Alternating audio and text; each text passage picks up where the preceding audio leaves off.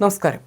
താമരശ്ശേരിയിൽ 10ാം ക്ലാസ് വിദ്യാർത്ഥി ഷഹബാസ് കൊല്ലപ്പെട്ട കേസിൽ കുറ്റാരോപിതരായ 6 വിദ്യാർത്ഥികൾക്കും ഹൈക്കോടതി ജാമ്യം അനുവദിച്ചു.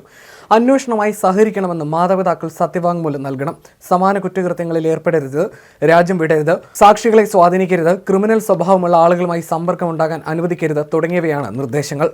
വിദ്യാർത്ഥികളെ ഒബ്സർവേഷൻ ഹോമിൽ നിന്നും വിട്ടയക്കും. അതേസമയം വിദ്യാർത്ഥികൾക്ക് തുടർ പഠനത്തിനും കോടതി അവസരമൊരുക്കിയിരുന്നു. ഫെബ്രുവരി 28-നാണ് ട്യൂഷൻ സെന്ററിലെ കലാപരിപാടിയെ ചൊല്ലിയുണ്ടായ സംഘർഷത്തെ തുടർന്ന് ഷഹബാസിനെ സഹവിദ്യാർത്ഥികൾ മർദ്ദിച്ച് കൊലപ്പെടുത്തിയത്.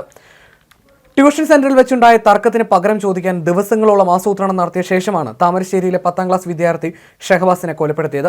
ദിവസങ്ങളോളം മുഖ്യപ്രതി യൂട്യൂബിൽ വിവരങ്ങൾ തേടിയിരുന്നു. നഞ്ചക്ക് എങ്ങനെ ഉപയോഗിച്ചാൽ വലിയ തോതിലുള്ള ആഘാതം ഉണ്ടാക്കാം എന്നുൾപ്പെടെ പ്രതി പ്രധാനമായും തിരഞ്ഞിരുന്നു. 1-ാം പ്രതി മാത്രമാണ് ഇത്തരത്തിലുള്ള പഠനം നടത്തിയതെന്നും അന്വേഷണത്തിൽ കണ്ടെത്തിയിരുന്നു. കരാട്ട പഠിക്കുന്ന പ്രതിയുടെ സഹോദരന്റെ നഞ്ചക്കായിരുന്നു ഷഹബാസിനെ കൊലപ്പെടുത്താനായി പ്രതി ഉപയോഗിച്ചതെന്നും കണ്ടെത്തിയിരുന്നു. അതേസമയം കൊലപാതകവുമായി ബന്ധപ്പെട്ട് പ്രതികളുടെ വീടുകളിൽ ഉൾപ്പെടെ പരിശോധന നടത്തിയിരുന്നു.